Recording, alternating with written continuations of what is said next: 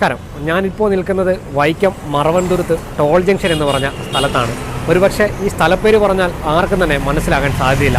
എന്നാൽ കഴിഞ്ഞ ദിവസം സോഷ്യൽ മീഡിയകളിലും നമ്മുടെ എല്ലാം വാട്സപ്പുകളിലും വ്യാപകമായി പ്രചരിച്ച ഒരു വൈറൽ വീഡിയോയ്ക്ക് പിന്നിലെ സ്ഥലമാണ് ഈ കാണുന്നത്. ഒരു യുവാവ് തൻ്റെ ആക്റ്റീവയുടെ സീറ്റ് പൊക്കി എന്തോ ഒന്ന് എടുക്കുകയായിരുന്ന സമയത്ത് മിന്നൽ വേഗത്തിൽ വന്ന എന്തോ ഒന്ന് ഈ വാഹനത്തിൽ ഇടിച്ചു തെറിപ്പിച്ച് പോകുന്ന കാഴ്ച നമ്മുടെ എല്ലാം സോഷ്യൽ മീഡിയകളിൽ വൈറലായിരുന്നു. അതിനുശേഷം പല രീതിയിൽ ഈ സംഭവം സോഷ്യൽ മീഡിയയിൽ വ്യാഖ്യാനിക്കപ്പെട്ടു.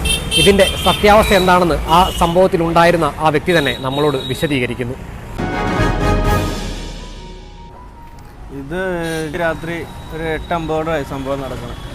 ഞാൻ എൻ്റെ വണ്ടിയുടെ പെട്രോൾ തീർന്നിട്ട് പെട്രോൾ മേടിക്കാൻ വേണ്ടി ഒരു കുപ്പിയായിട്ട് പോയി പെട്രോൾ മേടിച്ച് വന്ന് എൻ്റെ വണ്ടിയിൽ ഒഴിച്ചുകൊണ്ടിരിക്കുന്ന സമയത്ത് എതിരെ ഒരു തീ പോലെ ഒരു സംഭവം വന്നത് കണ്ടു തോന്നി.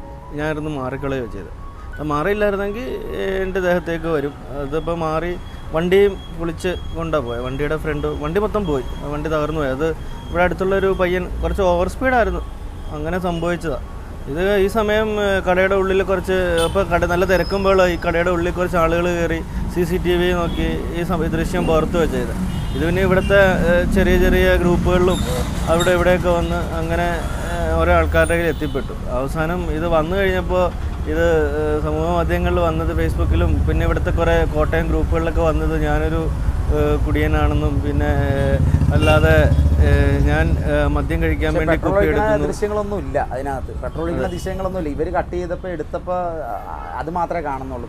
ഇങ്ങനെ പൊക്കിയിട്ട് കിടക്കുന്ന ദൃശ്യമേ ഉള്ളൂ. അതുകൊണ്ടാണ് അങ്ങനെ സംഭവിച്ചത്. അതാണ് സത്യാവസ്ഥ. പിന്നെ അത് ഫേസ്ബുക്കിലൊക്കെ വന്നു കഴിഞ്ഞപ്പോൾ ഇങ്ങനെ ഇതായി ഞാനൊരു കുടിയനായിട്ട് ചിത്രീകരിച്ചതിന് ശേഷം എനിക്ക് പല സ്ഥലത്തുനിന്ന് എൻ്റെ ഓഫീസിൽ നിന്ന് എനിക്ക് എക്സ്പ്ലനേഷൻ കൊടുക്കേണ്ട ആവശ്യം വന്നു. പിന്നെ എൻ്റെ വീട്ടിലെനിക്ക് ബുദ്ധിമുട്ടായി. ഓരോരുത്തർ ബന്ധത്തിലുള്ളവരൊക്കെ വിളിച്ച് ഓരോ ബുദ്ധിമുട്ടായി കഴിഞ്ഞപ്പോൾ ഞാനത് വൈക്കം സൈബർ സെല്ലിൽ കൊണ്ട് കംപ്ലയിൻറ്റ് ചെയ്യും. അങ്ങനെ അവരതിനൊരു ആക്ഷൻ എടുക്കുകയാണ് ചെയ്തത്. അപ്പോൾ അവർ മുന്നോട്ടിനി അത് കോടതി വഴി കാണാമെന്നുള്ള രീതിക്ക് തന്നെ ഞാൻ ചെയ്തേക്കാം. ഇതെങ്ങനെയാണ് ശരിക്കും നിങ്ങളുടെ ശ്രദ്ധയിലോട്ട് വരുന്നത്? സോഷ്യൽ മീഡിയ പ്രചരിക്കുന്നുണ്ടെന്നുള്ള നിങ്ങളുടെ ശ്രദ്ധയിലോട്ട് വന്നത്? അല്ല, നമുക്കിപ്പോൾ നമ്മുടെ ഓരോ ചെറിയ ഗ്രൂപ്പുകളിലും അല്ലാതെ വാട്സപ്പിലും ഫേസ്ബുക്കിലൊക്കെ നമുക്ക് ഇത് കാണാനിടയായി. അപ്പോൾ ഓരോരുത്തരും നമ്മുടെ ഫ്രണ്ട്സ് ആണെങ്കിലും നമ്മുടെ ബന്ധത്തിലുള്ളവരും അല്ലാതെ ഇവിടെ നാട്ടിലുള്ള പരിചയക്കാരൊക്കെ നമ്മളോട് കടയിൽ വരുമ്പോഴാണെങ്കിലും പുറത്ത് വെച്ച് കാണുമ്പോഴാണെങ്കിലും ചോദ്യങ്ങൾ വരാൻ തുടങ്ങി. ഇതെന്താ ഇത് സത്യാവസ്ഥ?